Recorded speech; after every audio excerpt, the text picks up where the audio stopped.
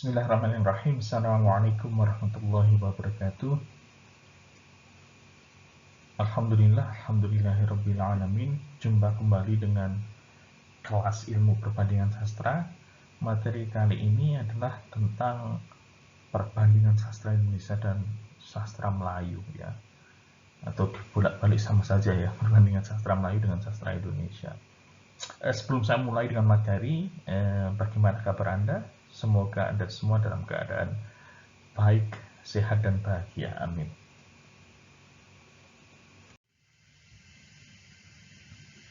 Saat kita berbicara tentang sastra Indonesia dan sastra Melayu, tentu ada beberapa hal yang unik, ya.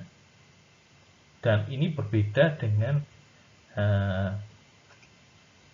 apa yang kita bicarakan sebelumnya, ya. Jadi di pertemuan sebelumnya kita membandingkan karya sastra Indonesia dengan karya sastra yang ditulis oleh seorang Amerika, ya, karya sastra Amerika. Meskipun temanya sama, ya. Jadi temanya adalah situasi sosial sesudah 9/11, ya. Tetapi ada bagian-bagian yang berbeda, ya. Saya sudah jelaskan kemarin di pertemuan sebelumnya bagaimana isu tentang penerimaan Islam itu berbeda antara mereka yang dibesarkan di Amerika sesudah kejadian 9/11 dengan seseorang yang dibesarkan di negara yang mayoritasnya Islam seperti Indonesia, ketika melihat situasi di negara lain sesudah 9/11. Jadi ada perbedaan di situ. Kemudian saat kita berbicara tentang sastra Indonesia dan sastra Melayu, ya, ini ada beberapa yang bisa Anda lihat di Salindia, ya. Itu ada masalah bahasa, ada sejarah, ada tradisi sastra, dan ada pengaruh, ya. Saat kita berbicara tentang Indonesia dan Malaysia, ya, atau Melayu begitu, ada hal yang unik, ya, terkait dengan bahasa ini. Jadi ceritanya begini, sebenarnya saat kita berbicara ini, ya, bahasa dan sejarah, Semenanjung Melayu, ya, Semenanjung Malaysia, kemudian Singapura, kemudian Indonesia, sampai ke Papua, itu, dan sebagian wilayah Filipina, itu sebenarnya masuk dalam istilah Nusantara, ya. Jadi Nusantara itu wilayah yang dipengaruhi oleh alam Melayu, ya. Jadi unik. Maksud dengan alam Melayu ada yang sampai spesifik, ya. Jadi agama Islam dan bahasa Melayu. Tapi kemudian ada yang secara longgar, ya. Jadi tidak begitu dipengaruhi Islam, tapi lebih ke bahasa Melayu. Dan memang benar di wilayah Nusantara, ingat Nusantara itu bukan Indonesia, meskipun di Indonesia kadang orang mengatakan Nusantara itu sama dengan Indonesia, padahal sebenarnya tidak begitu tepat, ya, tidak begitu tepat. Di Nusantara itu pengaruh bahasa Melayu luar biasa, ya. Ada sejarah di situ, ya, bahwa di abad 15, abad 16 di wilayah Nusantara bahasa Melayu itu bahasa yang dominan. Bahkan di dalam tulisan saya lupa namanya. Nanti bisa saya tautkan di bagian bawah dari halaman tatap muka kali ini, ya, Open Learning. Dia mengatakan bahwa bahasa, dia mengutip dari seorang penjelajah samudra saat itu, ya, bahwa bahasa Melayu itu adalah bahasa internasional di wilayah Nusantara, dan posisinya itu seperti bahasa Latin di Eropa. Jadi luar biasa sekali, ya. Tidak hanya itu, di wilayah Selat Malaka itu merupakan wilayah perdagangan internasional. Jadi sebenarnya Selat Malaka dan bahasa Melayu itu luar biasa saat itu ya. Jadi orang lalu lalang di situ melakukan perdagangan internasional, kemudian bahasa yang dipakai adalah bahasa Melayu, bahasa internasional. Itu tidak lepas dari pengaruh Sriwijaya. Ya, makanya kalau kita belajar sejarah, seringkali Sriwijaya itu disebut sebagai kerajaan nasional Indonesia yang pertama. Yang kedua kan Majapahit begitu ya. Dan Majapahit seringkali dikait-kaitkan dengan Sumpah Palapa dan Nusantara. Ya. Sebenarnya itu juga tidak tepat. Sumpah Palapanya tepat ya, tapi mengenai wilayah Nusantara sendiri, istilah Nusantara itu jauh ada sebelum Sumpah Palapa ya. Jadi mempersatukan Nusantara itu ya maksudnya karena istilah itu sudah ada maka dipakai oleh Gajah Mada. Dan bicara masalah wilayah, Sriwijaya juga wilayahnya luar biasa. Ya. Kemudian kita di situ bisa berbicara tentang bagaimana bahasa Melayu ya berubah menjadi bahasa Indonesia. Jadi ceritanya sangat kompleks ya. Tapi yang jelas semenjak ada Traktat London ya antara yang membuat Belanda dengan Inggris itu membagi wilayah Semenanjung Malaya ya, Semenanjung Malaya dengan wilayah yang kemudian menjadi Hindia Belanda dan Hindia Belanda menjadi Indonesia. Memang ada pemisahan wilayah di situ, dan semenjak ada pemisahan wilayah itu ya, wilayah Johor dan kerajaan Rio Lingga itu menjadi terpecah. Yang sebelumnya satu ya, ada kerajaan Rio Lingga itu satu di situ, ada isu intrik politik dan lain sebagainya. Inggris Belanda bermain hingga pecah. Dan bahasa Melayu merupakan bahasa standar dari kerajaan Rio Lingga ya. Makanya kan kita kalau belajar tentang sejarah bahasa Indonesia kan dikatakan bahasa Indonesia itu berasal dari bahasa Riau Lingga ya, Melayu Riau ya, atau bahasa Melayu tinggi, bukan bahasa Melayu rendah atau Melayu pasar. Nah, itu terpecah. Sehingga apa yang berkembang di Johor menjadi berkembang di wilayah British Malay atau yang kemudian menjadi negara Malaysia, dan apa yang berkembang di wilayah Sumatera menjadi bergeser ke wilayah Batavia ya melalui tradisi bahasa Indonesia Balai Pustaka.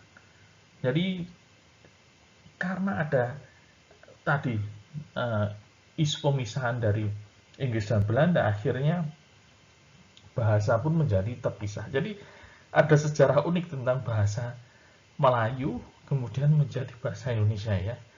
Jadi bahasa yang Melayu yang berkembang di Sumatera bergeser ke Batavia karena Belanda memusatkan pemerintahannya dan penerbitannya di Batavia ya. Terus kemudian oleh Siregar itu disebut, Bagri Siregar itu disebut sebagai bahasa Indonesia Balai Pustaka ya. Dan bahasa Indonesia ini yang berkembang melalui penerbit Balai Pustaka, penerbit milik Belanda ya, milik pemerintah Belanda, menjadi bahasa standar yang dipakai oleh anak-anak sekolah di seluruh wilayah Hindia Belanda, menjadi bahasa yang dipakai di dalam buku-buku terbitan Balai Pustaka. Nah, buku-buku ini buku-buku yang beredar di kalangan siswa. Buku-buku ini ya, ada sebagian yang buku yang memang untuk penyuluhan ya, itu beredar ke masyarakat luas. Sehingga akhirnya variasi bahasa yang ada itu memang tadi merujuk pada bahasa Melayu Rio Lingga yang kemudian diadopsi di Balai Pustaka ya, berkembang menjadi unik, kemudian berbeda dengan bahasa Rio Lingga tapi tetap disebut sebagai bahasa Melayu tinggi. Ya, Bagri Siregar menyebutnya sebagai bahasa Indonesia Balai Pustaka, dan kemudian berkembang apa yang ada di dalam tradisi sastra Melayu itu turut tertarik ke dalam tradisi bahasa Indonesia Balai Pustaka. Jadi banyak penerjemahan ya dari karya-karya Melayu dan bentuk-bentuk tradisi yang ada di dalam tradisi sastra Melayu itu berpindah ke dalam bahasa Indonesia Balai Pustaka. Dalam perkembangannya, kemudian kita mendapati ada misalkan tradisi novel, itu tradisi baru yang tidak terdapati di dalam tradisi sastra Melayu, itu diperkenalkan sebenarnya melalui penerbit-penerbit sebelum Balai Pustaka yang ada di Hindia Belanda sebenarnya, tapi pengaruh Balai Pustaka itu luar biasa ya. Jadi terbitan-terbitan yang beredar luas adalah terbitan-terbitan Balai Pustaka ya. Jadi model novel misalkan itu sebagai sesuatu yang baru, itu berkembang pesat. Kemudian tradisi sastra sajak itu kita bisa melihat bagaimana pujangga baru ya itu melahirkan sesuatu yang berbeda, kemudian muncul Khairil Anwar dan seterusnya dan seterusnya. Jadi pengaruh Eropa dan lain sebagainya masuk ke dalam tradisi sastra Melayu tanda petik ya, yang kemudian menjadi tradisi sastra Indonesia dan kemudian mempengaruhi dalam cara bersastra sastrawan di Hindia Belanda ya, yang kemudian menjadi Indonesia. Kemudian ini bicara pengaruh, ini tadi sebenarnya dalam pembicaraan tadi sudah ada bagian-bagian tentang pengaruh. Di sisi lain kita juga bisa melihat bagaimana sastrawan-sastrawan Indonesia di masa-masa awal seperti Amir Hamzah dan Khairil Anwar itu pengaruhnya luar biasa di dalam tradisi sastra di Malaysia. Jadi unik ya. Jadi kita mempengaruhi mereka ya, mempengaruhi mereka dalam konteks tadi sudah terpisah wilayahnya, sudah terpisah tradisi bahasanya, tradisi sastranya mulai terpisah, tapi pengaruhnya luar biasa ya. Kemudian juga novel-novel juga begitu. Kemudian di dalam tradisi sastra yang bernuansa keagamaan, Hamka ini luar biasa. Bahkan sampai sekarang di Malaysia Hamka itu sastrawan besar ya. Sedangkan di Indonesia kan ya besar tapi kadang tidak begitu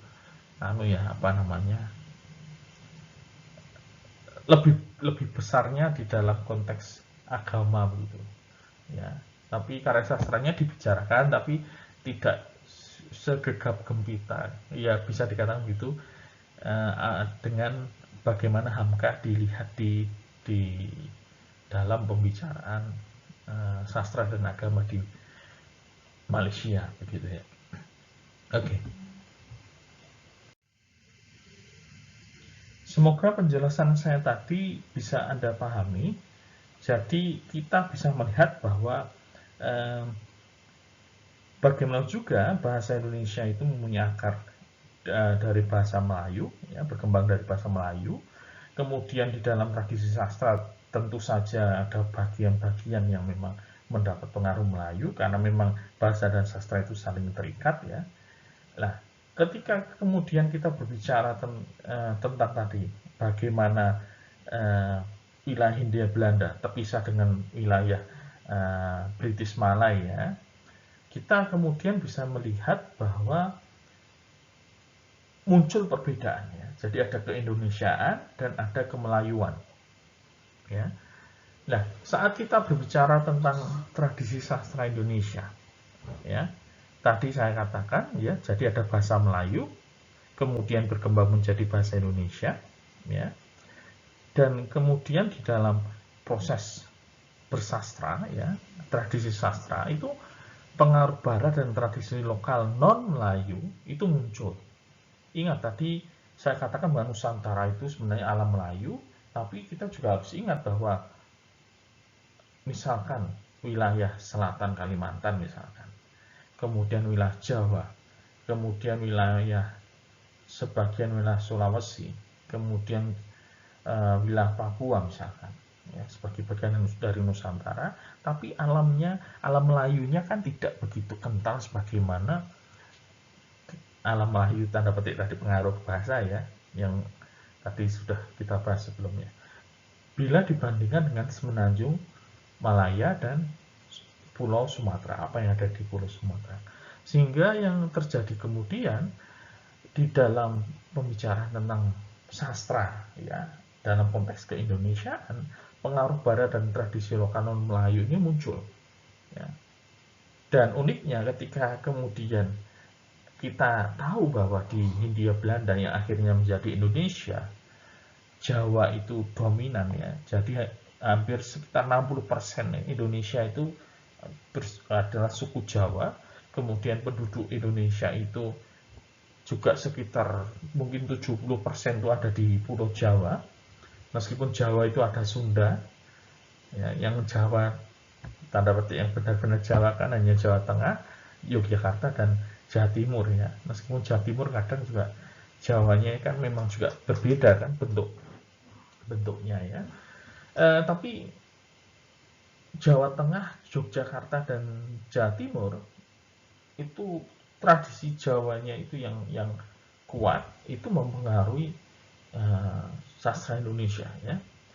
Dan kita juga sadari bahwa banyak sekali sastrawan-sastrawan yang muncul dari wilayah ini yang kemudian tidak hanya mempengaruhi sastra Indonesia, tapi mereka pun juga di dalam dunia kepenyairan mereka, dunia kepengarang mereka, selain mewarnai sastra Indonesia dengan tanda petik ya jejak-jejak kemelayuan dan pengaruh Barat, mereka juga menampilkan tradisi mereka, tradisi Jawa mereka. Bahkan mereka di dalam berseni sastra itu muncul Jawanya, kejawaannya. Kita bisa misalkan menyebut Gunawan Muhammad, kemudian kita bisa melihat Omar Khayyam, kita bisa melihat Danarto, kita bisa melihat siapa lagi ya? Banyak sekali. Ya, Darmanto Yatman misalkan. Kemudian ada lagi Lino Suryadi Agi misalkan. Itu mereka nama-nama yang kita kenal di sastra Indonesia. Mereka juga memberi warna sastra Indonesia dengan tradisi lokal non Melayu. Ya. Dan ini yang membedakan dengan Malaysia. Malaysia tadi bahasa Melayu berkembang menjadi bahasa Melayu modern. Munculnya adalah pengaruh Barat dan tradisi Melayu. Bahkan ketika bicara pengaruh Barat, tadi saya sudah sebutkan sebelumnya, pengaruh Hairi Anwar, ya, kemudian sastra novel-novel di terbitan Balai Pustaka, ya, yang tahun 20-an itu mempunyai pengaruh di dalam perkembangan sastra Melayu modern. Ya. Jadi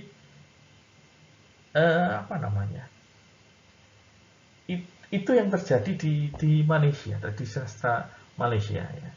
Meskipun kemudian sekarang memang sastra Malaysia bisa sangat luas ya, tapi ini berbicara secara apa yang saya bicarakan ini sesuatu yang sifatnya garis besarnya ya. Oke. Kemudian terkait dengan apa yang bisa kita lihat dari materi kita kali ini, saya akan memberikan bacaan pada Anda ya, yang bercerita tentang pembandingan karya sastra Langendrian ini dari Jawa, kemudian Langendrian, bukan Langendrian, maafkan saya, Asmorodono ya, Asmoradana, yang kemudian digubah di dalam bentuk sajak oleh Gunawan Muhammad. Kemudian ketika di Malaysia ada perbedaan di situ. Jadi silahkan Anda baca, pelajari, dan pahami ya. Ada banyak contoh-contoh lain bagaimana kita bisa membandingkan karya sastra Indonesia, karya sastra Melayu, bagaimana karya sastra Melayu dipengaruhi oleh karya sastra Indonesia, ya, itu banyak sekali. Justru saya kurang mendapati kajian yang bicara tentang sastrawan Melayu modern, ya. jadi sastrawan modern yang mempengaruhi sastrawan Indonesia modern. Itu malah kajian itu saya belum dapati, ya, malah kebalikannya. Oke, saya kira cukup sekian, ya, tidak perlu panjang lebar. Anda nanti bisa baca lampiran-lampiran yang saya berikan. Oke, sekian pertemuan kita kali ini. Semoga bermanfaat. Akhir kalam, assalamualaikum warahmatullahi wabarakatuh.